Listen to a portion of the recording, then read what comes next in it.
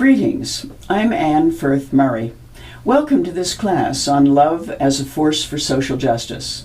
In this class, we're focusing on agape love, that is, compassion and kindness. I hope you enjoy the course, and I look forward to working on it with you.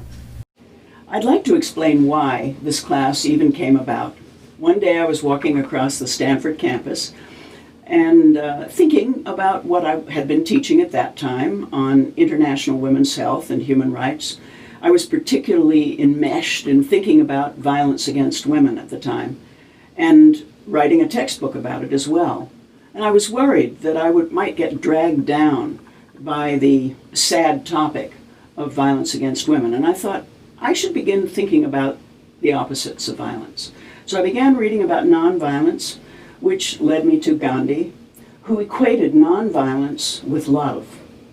Around that time, I was asked to teach another seminar at Stanford on a topic of my choice, and I decided to teach on love so that I could learn more about it and more about nonviolence.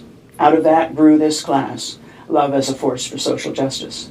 So over the 6 weeks of this class, we're going to begin with what turns out to be not a very simple question. That is, what is love? Is it important to define love? And can we define it, or if we want to define it, by looking at its opposite? So we think about that during the first week of class.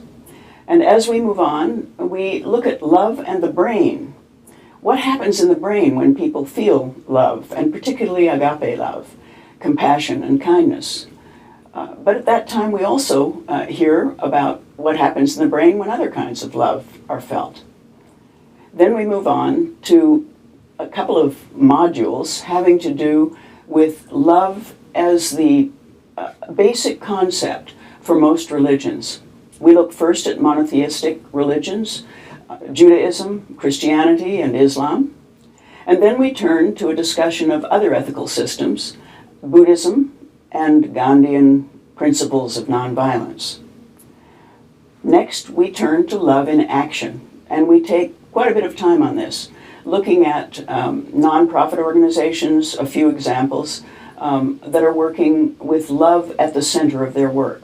We also interview 3 people who are expressing love in their one-on-one interactions in the healthcare system, the education system, and then we move on to a discussion of love and business.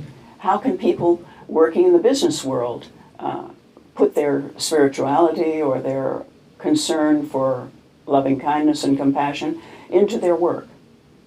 Finally, we come to the end of the class in week 6, and we feel that we should celebrate and look at love as expressed through poetry and song.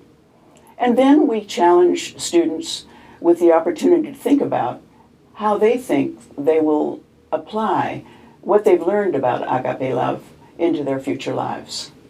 So I hope you enjoy the class. Welcome.